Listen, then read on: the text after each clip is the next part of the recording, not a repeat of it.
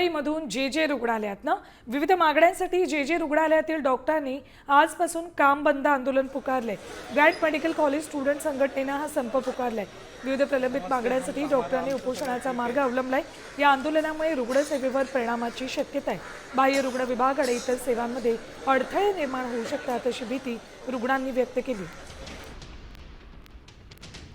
थेट जाऊया जे रुग्णालयात। आपल्यासोबत आमचे प्रतिनिधी मयूर राणे उपस्थित आहेत। मयूर, या विद्यार्थ्यांनी उपोषणाचा हत्यार सुद्धा उपसलेला आहे, मात्र रुग्णांवर या सगळ्याचा त्यांच्या आंदोलनाचा परिणाम होणार आहे। काय नेमकी आत्ताची तिथली परिस्थिती?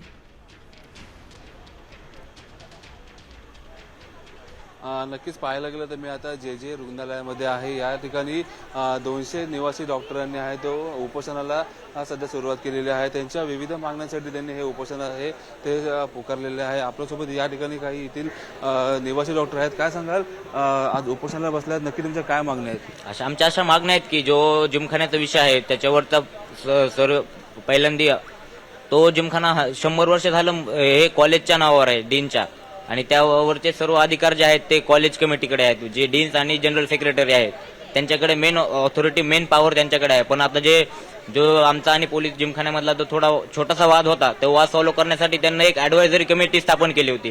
आता तीच कमिटी ते सर्व निर्णय त्या ग्राउंडवरचे घेत आहे। ते मरीन ड्राईव्हचं जे ग्राउंड आहे ते विद्यार्थ्यांच्या शैक्षणिक सर्वांगीण विकासासाठी आहे, पण तेच ग्राउंड दुसऱ्या ऍक्टिव्हिटीज साठी वापरत आहे। तिथे आता ते बार्स आणि दुसरे क्लब हाऊस बनवणार आहेत।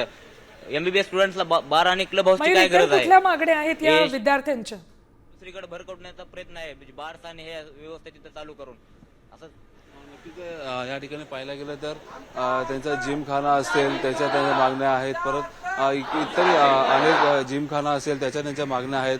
त्यासाठी हे जे विद्यार्थी आहेत या ठिकाणी उपोषणाला बसलेले। आपल्यासोबत अजून काही निवासी डॉक्टरांशी चर्चा करून घ्या। नक्की तुमच्या काय मागण्या आहेत, काय सांगशील? आमच्या अशा मागण्या आहेत की जी आमची व्यवस्थापन समिती होती, ज्याचा अध्यक्ष डीन सर असायचे, ज्याचा स्टुडंट रिप्रेझेंटेटिव्ह म्हणजे स्टुडंट इलेक्टेड रिप्रेझेंटेटिव्ह हा जनरल सेक्रेटरी असायचा, आणि पूर्ण डिसिजन मेकिंग पॉवर आमच्याकडे असायची। तर आमच्या एवढीच मागणी आहे की महत्त्वाच्या मागण्यांसाठी म्हणून हे आक्रमक पाऊल या सगळ्या विद्यार्थ्यांनी उचललंय। धन्यवाद संपूर्ण माहितीसाठी।